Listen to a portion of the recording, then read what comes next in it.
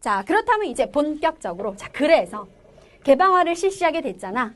대표적인 북한의 4군데 주요 개방지역 지금부터 한번 정리해 보도록 할게요. 선생님이 밑에 지도 그려놨잖아. 이따 3단계에서 지도 다시 보여주긴 할 거야.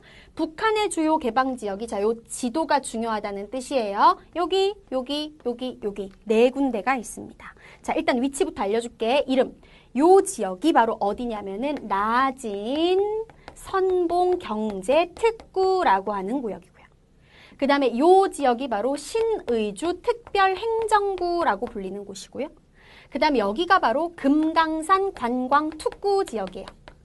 그리고 여기는 여러분들이 가장 많이 알 거야. 개성공업특구 지역입니다. 자, 그런데 북한의 주요 개방지역 4군데의 위치를 잘 살펴보니 특징이 있어요. 공통적으로 각각 떨어져 있긴 하지만 4군데가 모두 다 뭐냐면은 내륙 깊숙한 곳이 아니라 국경 부근이라는 거예요. 뭔가 안쪽에 있는 애들이 아니라 가장자리 국경 근처에다 위치를 하고 있다라는 거지. 자, 그렇다면은 뭐 딱히 국경 부근에다가 개방지역을 설정한 이유가 있느냐? 있어요. 왜 이렇게 나냐면 일단 가장 첫 번째 이유는 일단 다른 나라들하고 교류하기가 편리하잖아. 내륙에 있는 것보다 다른 나라들하고 국경 지역에 있으면 교류하기가 편리하니까. 그리고 두 번째 이유는 뭐가 있냐면, 자, 보세요. 북한은 개방화를 통해서 경제적 이익은 얻고 싶어 하지만 북한의 주민들이 외부의 어떤 북한에서 말하는 소위 말하는 자본주의의 어떤 상업적인 것들이라든지 이런 것들을 알게 되기를 원하지 않는 거야. 사람들의 정보를 다 차단하고 있잖아. 근데 개방 지역이 만약에 내륙 깊숙한 곳에 있으면은 교류 과정에서 주변의 주민들이라든지 마을에도 영향을 미치게 되고 뭔가 전파되겠죠. 이런 내부 체제에 영향을 미치는 걸 최소한으로 줄이기 위한 목적으로 국경지대 부근만 개방을 하는 것이기도 하다라는 거. 알겠지? 자, 지금부터 우리는 나진선봉, 금강산, 개성, 신의주 이렇게 4군데의 개방지역의 특징을 정리를 이어가도록 하겠습니다. 자, 먼저 첫 번째 나진선봉 경제특구부터 들어가 보도록 할게요. 나진선봉 경제특구에서 가장 중요한 건 뭐냐면 북한이 개방화를 결심하고 나가지고 최초로 개방한 지역이 여기이기 때문에 중요해. 최초 개방 지역이다. 밑줄 치도록 한다. 자, 그러면 최초 개방 지역으로 요 나진선봉 경제특구를 설정한 이유는 무엇이냐 하면은 지금 방금 선생님이 지도에서도 보여줬잖아. 나진선봉이 어디냐면 얘들아 여기야. 근데 여기가 어디야? 여기는 러시아 땅이고 여기는 중국 땅이란 말이지. 즉, 두 나라 중국하고도 국경을 접하고 있고 러시아하고도 국경을 접하고 있으면서 북한은 중국, 러시아하고 철도가 다 연결되어 있어요. 그러니까 정리하자면 이 지역은 중국하고도 러시아하고도 교류하기가 굉장히 좋은 철도 교통의 요지인 거죠. 그래서 이제 선정을 했는데 뭐 그 다음은 할 거 없어요. 왜 할 거 없냐면 효과가 거의 없어.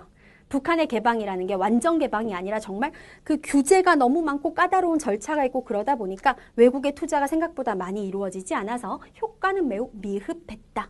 이 특징 알고 계시면 됩니다. 자, 그 다음에 두 번째, 중국하고의 국경에 있는 신의주 특별행정구 가도록 할게요.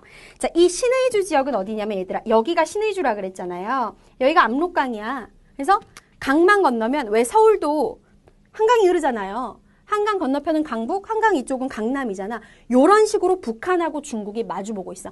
압록강이 이렇게 흐르는데 압록강 저쪽은 중국이고 이쪽은 북한인 거야.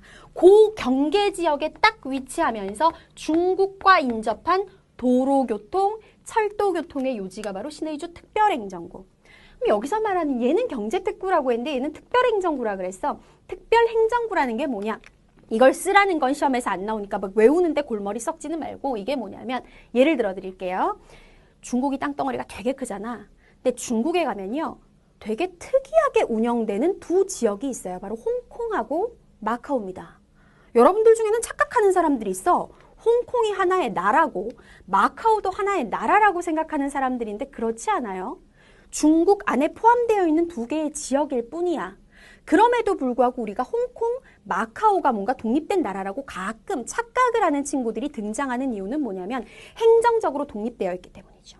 그 지역을 대표하는 대표도 그 지역에서 따로 뽑고요. 군사나 외교를 제외하고 나머지 법들은 그 지역에서 따로 만들어져요. 경제 체제도 다르고 너무 다른 게 많은 거야. 그걸 생각해서 홍콩하고 마카오처럼 그 지역만 새롭게 법을 만들어서 따로 행정적으로 독립시켜서 운영을 하는 거지.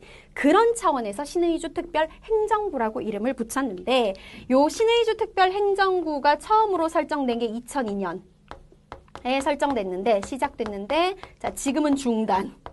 왜 그러냐면은 북한이라는 나라는 전 세계적으로도 가장 폐쇄적인 나라로 손이 꼽혀. 중국처럼 홍콩, 마카오를 만들어서 거기서 대표 따로 뽑고 제도 따로 운영하고 법 따로 운영하고 이게 안 되는 나라인 거예요. 그러다 보니까 여러 가지 규제 조건도 많고 다른 나라들의 반응도 안 좋고 그래서 지금은 잠정 중단된 상태. 특별행정구역으로 유지되지 않고 있고요. 그 다음에 여러분들 참고로 여기서 여러분들의 교과서에 따라서 다른데 신의주 특별행정구의 운영은 중단됐지만 요 압록강 주변, 즉 신의주 주변에 황금평이라는 지역이 있어. 그 다음에 이성계가 군사를 돌려서 와가지고 왕을 제거하고 조선을 만들 때 나오는 위화도 들어봤지? 위화도.